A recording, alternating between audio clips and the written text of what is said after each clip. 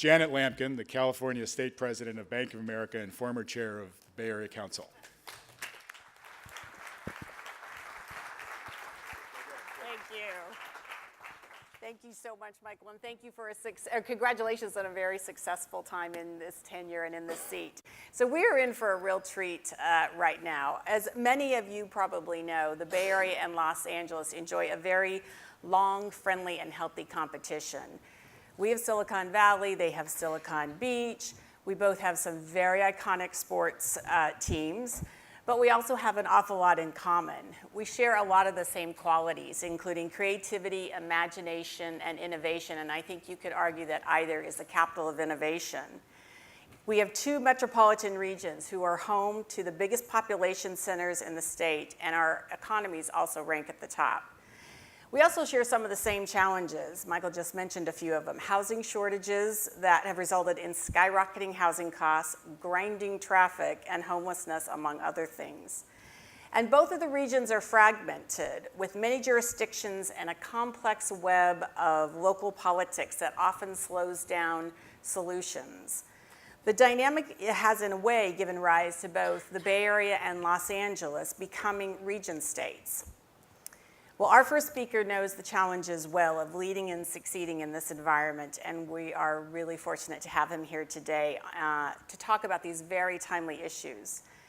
For many of you who may not know, Los Angeles Mayor Eric Garcetti recently won election at an 81% outcome, which was unheard of and unprecedented.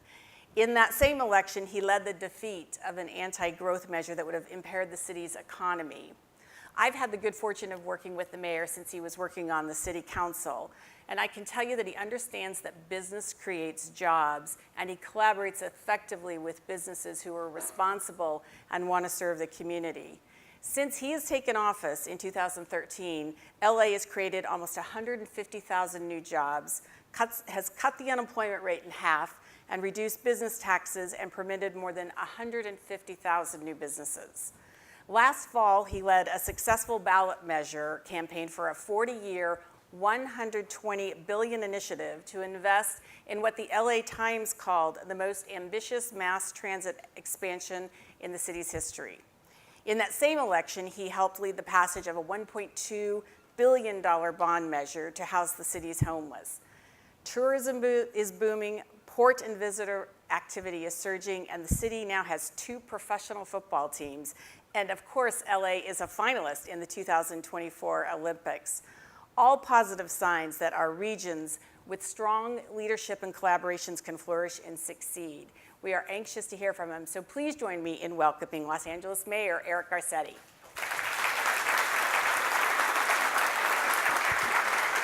You're so welcome. Thank you.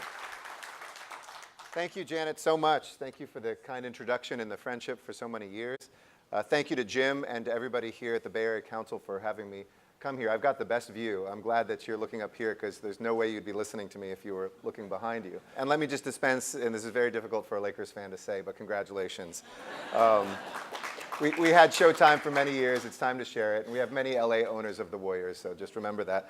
But we are very excited to see. I think one thing that unites Californians is a mutual distrust of Texas. So we beat Texas. Way to go. And thank you. Congratulations, by the way, on the extraordinary work on the Caltrain electrification funding. It's really big news for the state, not just for Northern California. And let me say what a joy it is to be up here as mayor of the state's largest city, but really as that twin pillar of this state, that the Bay Area and Southern California have so much in common and so much that we have to do together. I only have 10 minutes to speak, so I'm going to speak a little fast before we go to our Q&A, because there's a lot I want to share with you here today. But this is an amazing moment to be a mayor in California. A mayor in California gets 2 good things that a lot of politics today doesn't have. The values of California and its innovative spirit, and also the can-do knowledge of what cities and mayors are increasingly called on to do, not just here in California or around this country, but around the world, where the action really happens. The way we live our lives, transportation, education, business, innovation is happening at that municipal level. And for me right now, as we look at this Golden State, it is a familiar place to be. It's something we've always done and something we're always known. What happens in California doesn't stay in California. We share it with the country and with the world. We lead, and states and other cities follow us, even nations do, creating a wave of change across this globe. And there's no better place to be from or smart enough to come to. I'm a fourth-generation native of this state, and this was a place whose values embraced my family. A dreamer on my father's side who left Mexico when he was 1 year old because of war. Sound familiar? And his mother carried him over the border. Came here without any papers, but fought for this country in World War II and earned his citizenship and became a barber. Now his grandson is mayor of the city that he grew up in.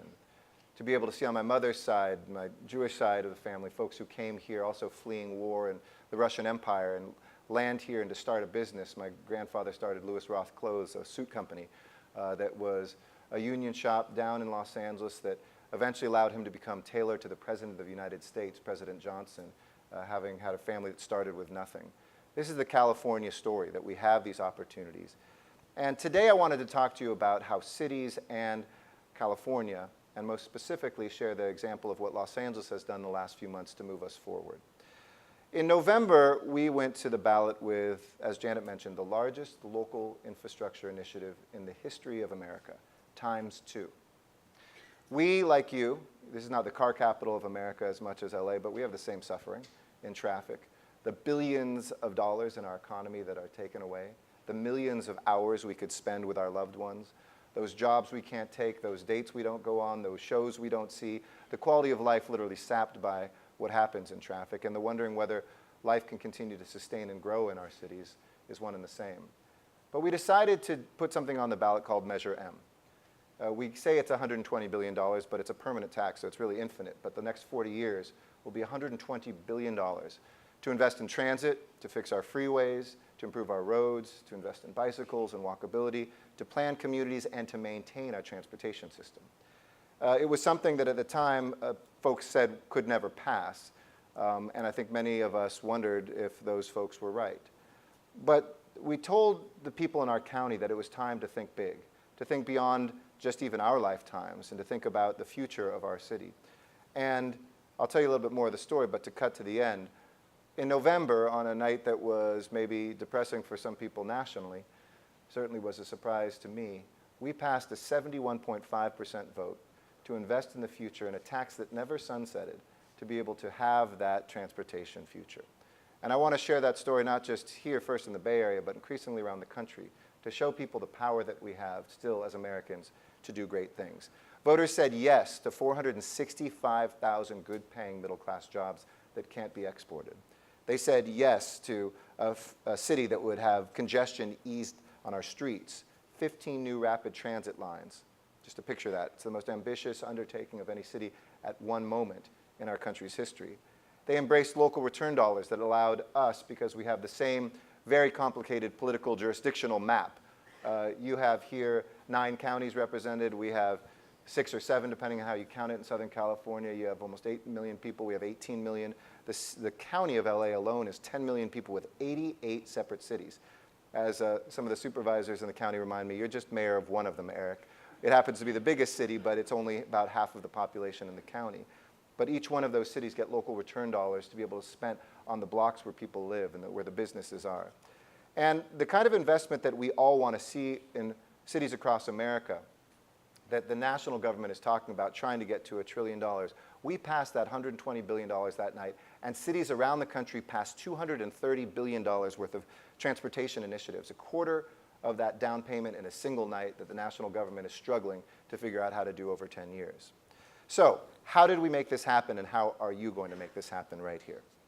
Well, I mentioned our complicated political landscape, and I wanted to share with you 3 or 4 lessons that I hope can be instructive to your work here, to scale up what happened for us down south here in the north. And it's funny, as I looked at what I had written down for the speech, it's very similar to what I tell graduates whenever I'm speaking before a class of high school or college or grad school graduates. So I always tell students when they're graduating, and these lessons kind of can be applied to politics, is first and foremost, be fearless. Don't let anybody tell you that you cannot do this. Be bold. And we offered a bold vision for the future that people deserve to vote for something that's not just an incremental solution, but a large, far-reaching solution to what they face. Too many people today in our politics are playing to our fears, but we offered Angelenos an optimistic vision of what that future could look like, and that's what they voted for.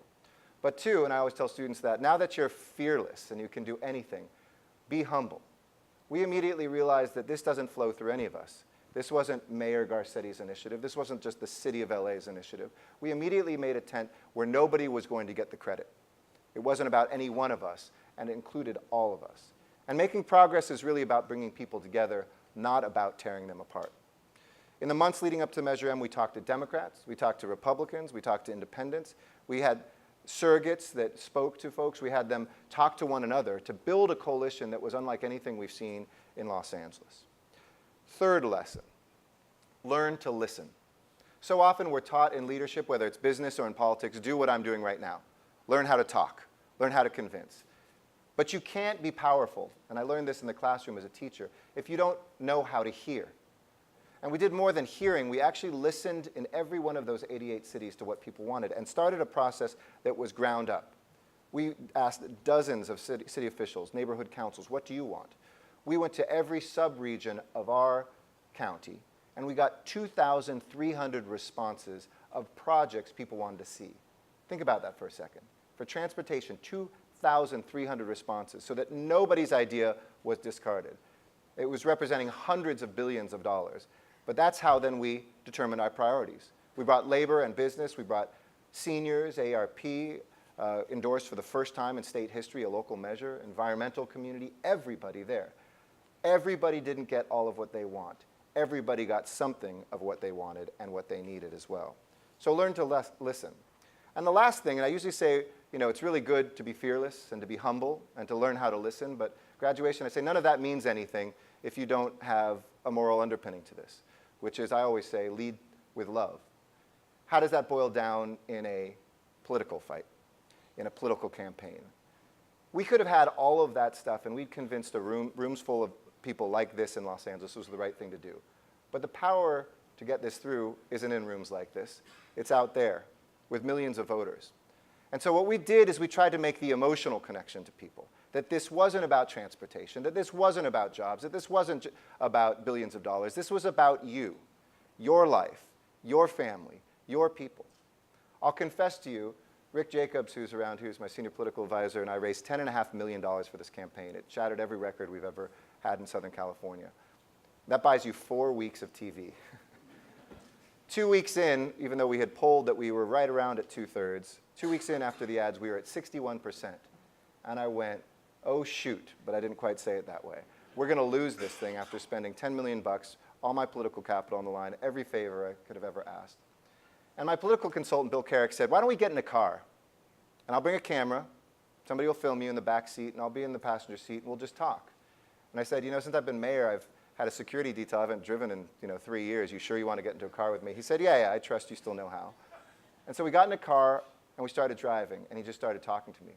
And the ad that we cut was me just in regular clothes, driving a car, and I turned to the camera in one kind of spontaneous piece of me blabbing about, saying, here we are in traffic, as I came up to traffic. Only problem is, and I turned to the camera, I said, it's Saturday afternoon. We all know what this feels like. And we won that vote with 71.5%. I can't tell you how many people came up and said, you in the car, it connected with me every single day, the life that I lead or the life I'm not leading because of what I'm missing out on. And we got it through. So be fearless, be humble, learn to listen, and lead with that personal, emotional connection. So where do we go from now? We have to leverage this nationally. We have to look at this opportunity to take what cities are doing and to make sure that our national government matches us. It's great to have the train news. We have a subway. We're hoping to have similar good news, and I brought $3.5 billion from Washington. The age of the Washington cavalry saving us is long gone. You can't come with an empty hat in hand to D.C. anymore. You have to have it with a hat filled. But Washington needs to reward those cities that do step up by being able to top off that hat and finishing off our projects. We couldn't bring the Olympics to California, and we will, and we're going to be doing things up here in the Bay Area, I assure you, when we win the Olympics this fall. But we couldn't do that without the investments we're making in public transportation, without the partnership of the federal government, and without realizing it's time for us to put down our weapons and to get things done. As was mentioned, we had the most ambitious portfolio, I believe, of political initiatives in the country over the last 6 months. While some have been paralyzed and pessimistic and pissed off in the corner, we've just been going forward. Like the Warriors, you beat people with good defense, but also by staying on offense. And we aren't going to let up on that. This isn't just about resistance or even just about persistence. This is about assistance for people who need us right now to help them. People who are suffering, making decisions about whether they will stay here in a city like San Francisco or in the Bay Area to raise their families. People like in my town who are looking for those middle-class jobs and wondering if their parents were on, making bombers on an assembly line in South LA, now maybe they can make train cars for a Crenshaw LAX line in South LA without a college degree and have a middle-class life with some benefits. That leadership is something that we are all called to do.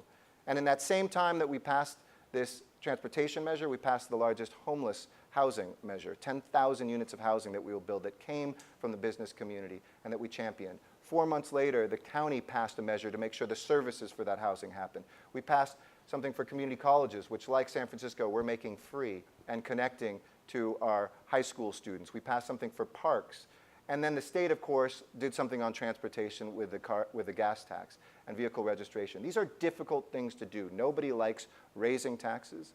But as a mayor told me when we were together with 25 mayors a couple weeks ago, we were in a closed room in Los Angeles. I hosted a bunch of them out there with the Aspen Institute. And the Democratic mayors all said, now that nobody's listening, God, so much of that environmental legislation that we champion stinks.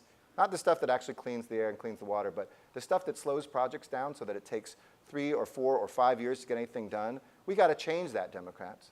And the Republican mayors said, you know what? One guy from Rhode Island said, I've raised taxes 18 years in a row in my town to invest in things we need, and they've never thrown me out of office yet. It's time for us to get over our ideology. It's time for us to stop dividing each other. That comes out of Washington, and they bear a lot of responsibility, but we can be the voice of change. That California isn't some outlier on the coast where we live exotic lives, but most of us are bus drivers and teachers, factory workers, people who are struggling to make ends meet. And if government steps up and is fearless and is humble and listens and connects with us, anything is possible. So take our lead. Just as you learned how to play basketball from the Lakers and now you're doing better, take our example of Measure M and pass something big. I will come up here and help make sure it gets done. I will share that experience with any politicians who are wavering, and you can do this. Look to LA. We showed we could get it done. I can't wait till the Bay Area does as well. Thank you so much.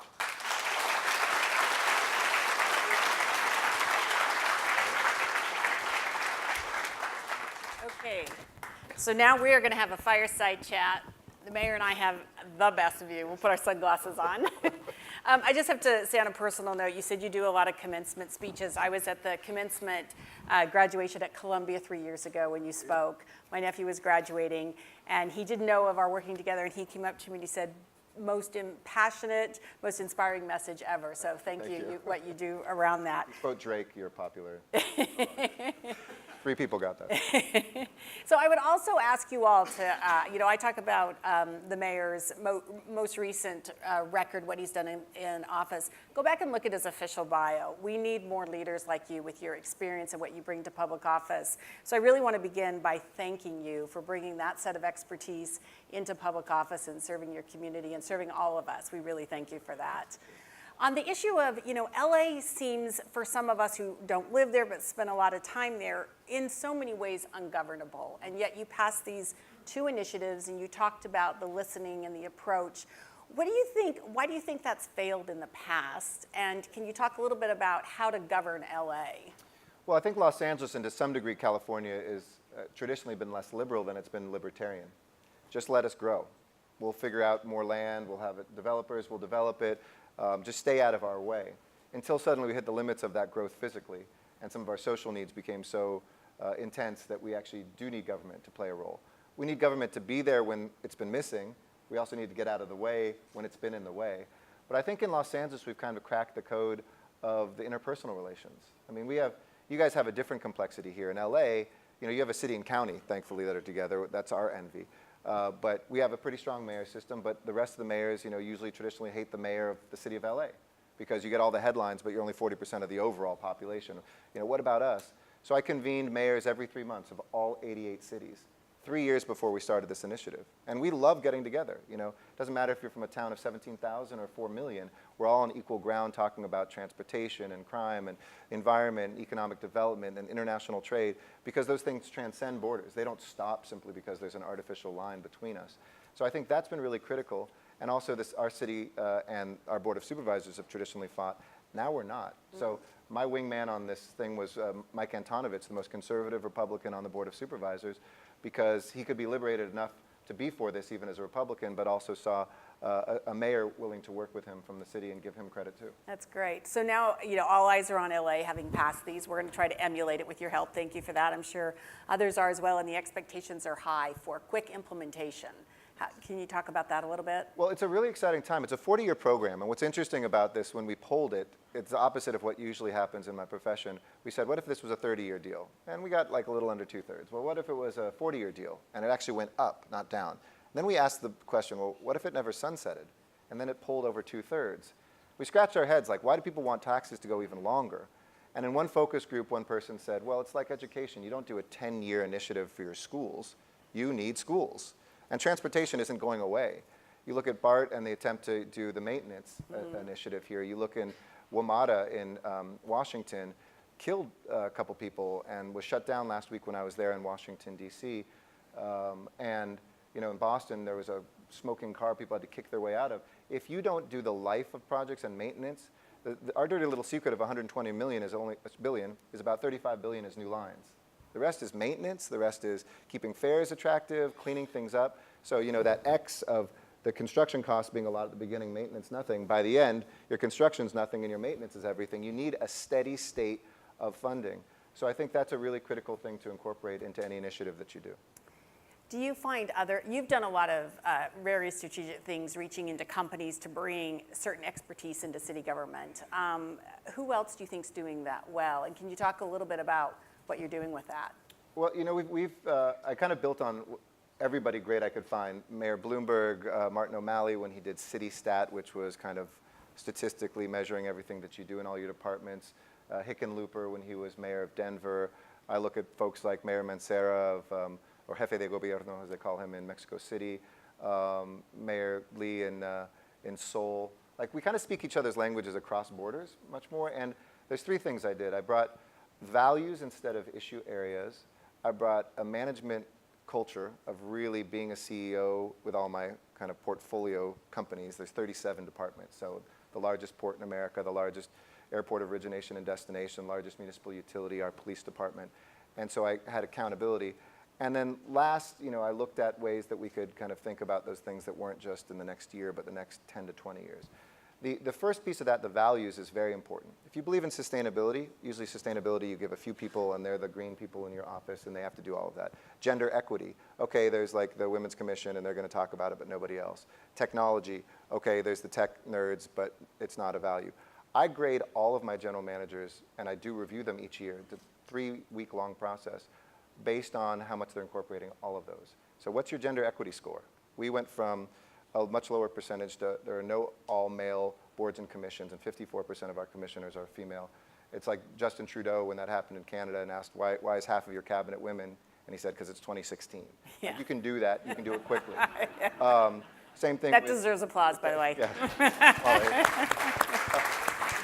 And the same thing with technology. We went from unranked to the #1 digital city in America. We went from unranked to the #1 open data city in America. And I think for you, because this is a much more of a digital technology city, we have a broad technology portfolio. If LA can do it, you should be doing it. I heard from a lot of folks today that San Francisco city government needs to kind of get with it to make that happen. And we've opened up LA. My last thing I'll say for the tech community is we've said we're a platform. If you've got an idea, if you've got a product, if you want to experiment, come to LA. We want to be kind of like the Dubai of America. You know, it's going to happen first there, but these companies that are starting up in America who can't even find a city to try things on, or most leaders are so afraid of the future, they're like, let another city do it first. I've put LA at the front of the line saying we will test it first. That's great. I was so pleased to hear you talk about the conversation you had with the other mayors about the unintended consequences of many regulations and laws. One of our colleagues here, a company, has said a story typically that if he wants to build a project, It's 7 years in California from conception to end. Any other state, 3 years. So can you talk about how you're thinking about that and even more changes you might make in the LA area? Is a representative from Greenland here? I heard maybe one was going to be. Yeah, so Greenland, your project in downtown Los Angeles. That would have been a 2.5-year approval process usually. And it's a sequential approval. You go to planning. Once everything you're going to do is approved down to the sinks you're going to use in the units, you can now visit the next department, building and safety, and get your initial approvals. And then when you're done with those, you go and say, this is how we're going to construct it. And at the end of that, you get to get a shovel in the ground. We've made that parallel. So 3 months after Greenland came to us, we were in the ground building. Wow. They still have to abide by the rules and the zoning, but why should they wait 2.5 years? I mean, that's slow in China, 3 months. But you know, we have a few regulations here. But 3 months in instead of 1.5 years to 2 years later, you know, that's why I got it done. And I guess this is revenge for my Warriors talk, but when we were both competing as well for the Lucas Museum, you know, the private conversations we had with folks, because LA was certainly not in the lead, one of the things that really impressed George and Melody, they said, you didn't bring political leaders out, you didn't bring kind of the moral message out or how shiny it will be.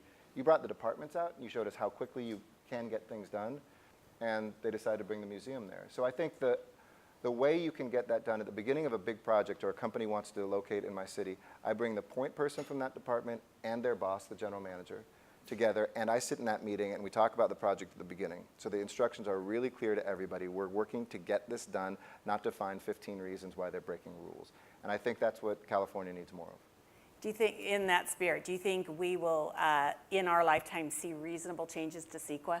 We better, or California won't continue being the golden state. I'm very supportive. The last person to really try this was Darrell Steinberg, who's now mayor of Sacramento and had a really expansive vision. I hope it's one of the things the governor will do now that he's done transportation, maybe right after he does housing, because we need his help on housing. But there's no question. You know, each one of the stones of CEQA and environmental and other regulations are very well intentioned and on their own good. But we've put so many of them in our backpack that we can't move. And it's important for Democrats to say that, even as much as I vehemently oppose so much that's coming out of this White House, we shouldn't also ignore the opportunities to look at that. I was sitting down with DJ Gribbin, who's the president's special assistant on infrastructure, and he showed me, I don't know if any of you saw the press conference with President Trump, but there's a flow chart of what it takes to get federal approvals for a project, and it's like 700 steps, potentially. And I said, you should do a press conference, the first piece of advice the last Trump administration will ever take from me. But he did a press conference with President Trump and him showing that, and they want to reform that. We should be allies on that, just like they should be allies with us on infrastructure. They should be allies with us on immigration reform. Now we get past the stupid craziness of sanctuary city stuff that I think has resolved itself today.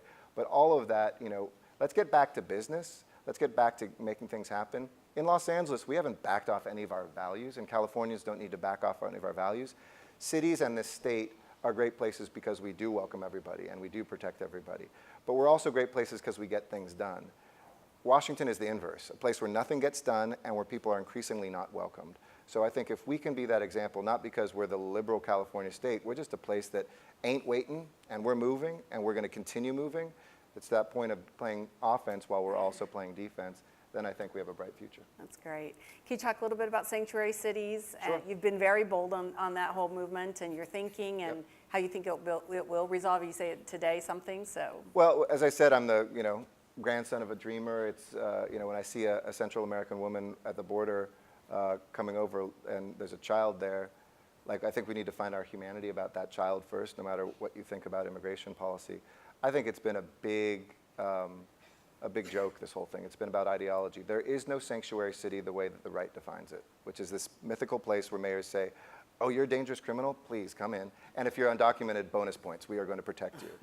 And the way that the left has defined it, we absolutely are. But I always say those two because people hear it differently. If it's a place where our police are not federal immigration agents and won't do that work, that came out of LA in the late 70s under Daryl Gates, who's not a progressive. But we understood, like we just had these raids against MS-13 last week. That was because people trust us in the immigrant communities to say, oh yeah, look over there. That's where the bad guys are. And I am worrying that this crackdown on sanctuary cities, or whatever it was perceived as, was making us less safe. Because if you throw a small net into that bay, you're not going to catch the dangerous fish you need to find. You're just going to grab whoever's there. And so you're actually not spending resources where you need to, and it's making us less safe.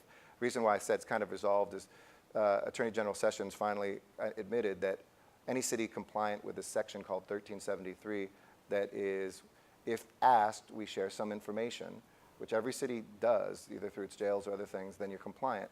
Well, then resolved. There is no such thing as a sanctuary city. This was all just a political fake invention. Yeah.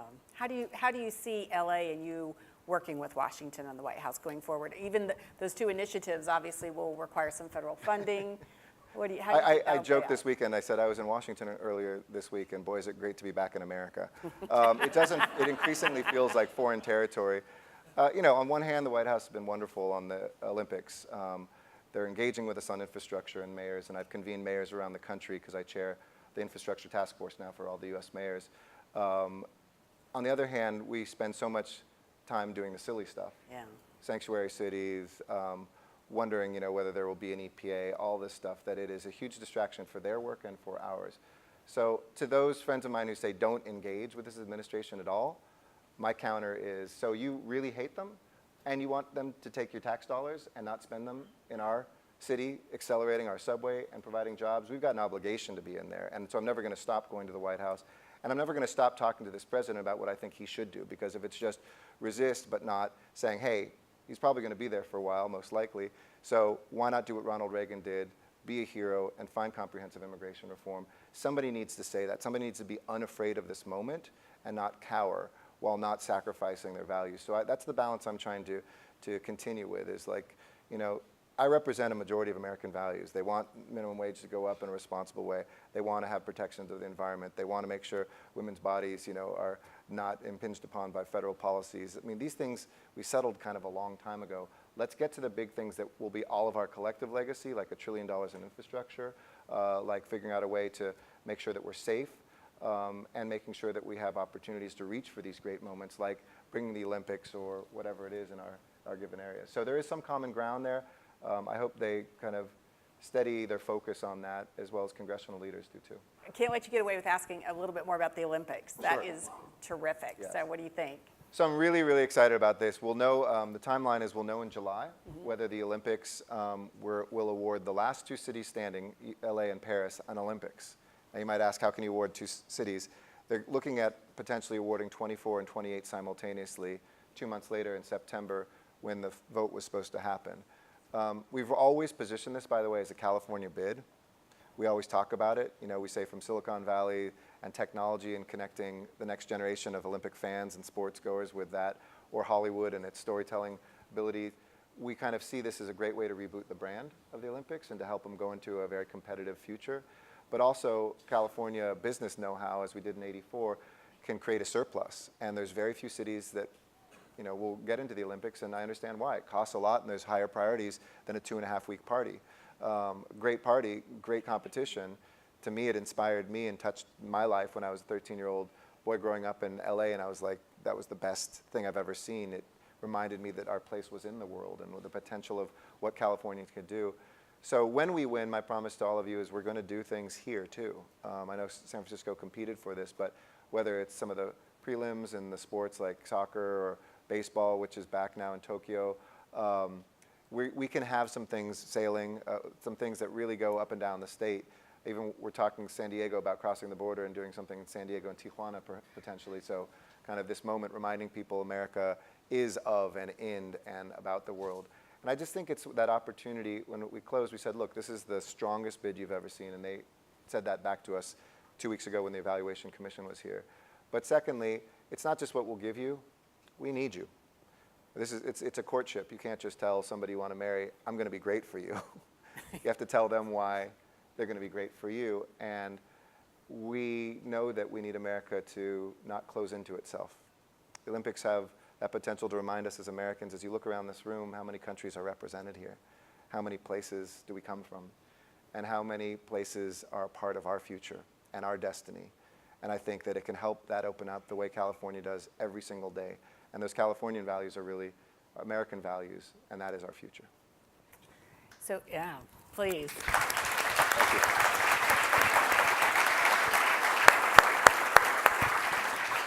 So as in that commencement speech today in this Fireside Chat, incredibly, incredibly moving, and we applaud you for all you've accomplished in LA. You are a force of nature, and you are here for all of California. So thank you so much for being with us. Thank you. Thank you. And thanks again, Jim. Appreciate it.